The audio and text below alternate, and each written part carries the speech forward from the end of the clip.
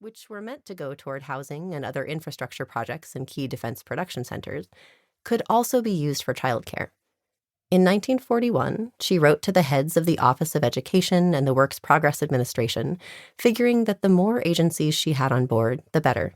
It would appear, she wrote, that the practical way of implementing the resolution and developing a sound nationwide program for the care of children of working mothers would be to have a national project that would include various types of care, such as public child care centers for care on perhaps a 12 or 15-hour basis if necessary, day nurseries, nursery schools, recreation centers for school children, nurseries for infants, and such other facilities as might be necessary in industrial defense and military centers.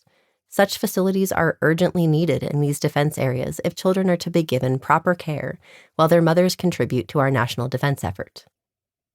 While the other two agencies were eager to team up with Lenroot and the Children's Bureau, Congress, and Texas Representative Fritz Lanham himself, the originator of the bill, refused to play ball until after it was clear that other efforts to recruit women had failed. It took a full year, until August 1942, for Congress to agree that the Lanham Act funds could be used for childcare. It took even longer to work out the details, and Congress didn't begin allocating funding for childcare efforts until 1943. Local communities got to choose how they used the funding, but in most places, mothers working in any paid job could get up to 6 days a week of full-time childcare with free meals and snacks and educational programming offered in small class-size settings, all for $10 or less per day in today's dollars. Most centers were open at least 12 hours a day, and some ran round the clock to accommodate factory production hours.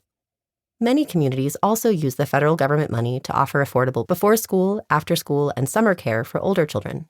As one flyer for the program advertised, participants would enjoy expert guidance, active life with youth of own age, experience in arts, crafts, drama, nature study, music, supervised games, and play.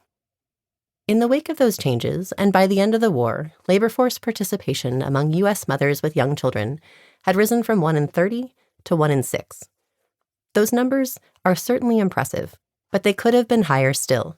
In the end, only a fraction of U.S. families received child care through the Lanham Act because only some communities qualified for funding, and because the federal government left it up to those communities to apply, match the funding they got from the federal government, navigate complex bureaucratic rules, and figure out how to build and run a child care system from scratch. The solution was also temporary. Congress never intended to build a permanent national child care program. At the time, most government officials believed that women should only be employed out of necessity, either because they didn't have a husband who could support them or because they were needed to do jobs that men couldn't or wouldn't fill. And so, when the men were done with fighting, Congress cut off the funds for childcare. Without that childcare, millions of women were forced back home or into underpaid, feminized jobs as teachers, nurses, social workers, hairdressers, and secretaries in the post-war corporate boom.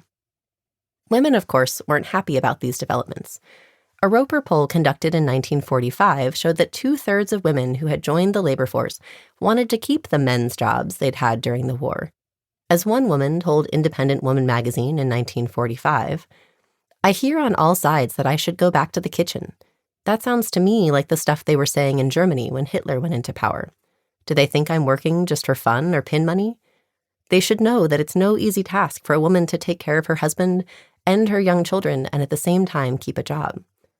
Or, as another married woman acknowledged in that same story, "Now I'm worried too.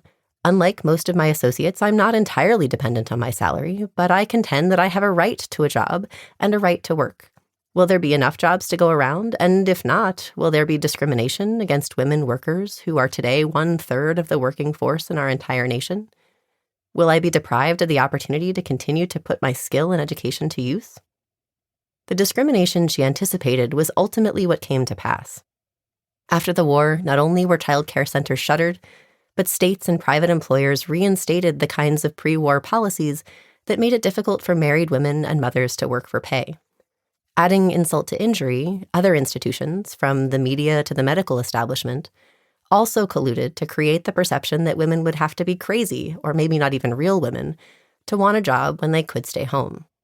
By the late 1940s, as historian Stephanie Kuntz explains, formerly employed women who had trouble adjusting to creative homemaking were labeled neurotic, perverted, or schizophrenic, and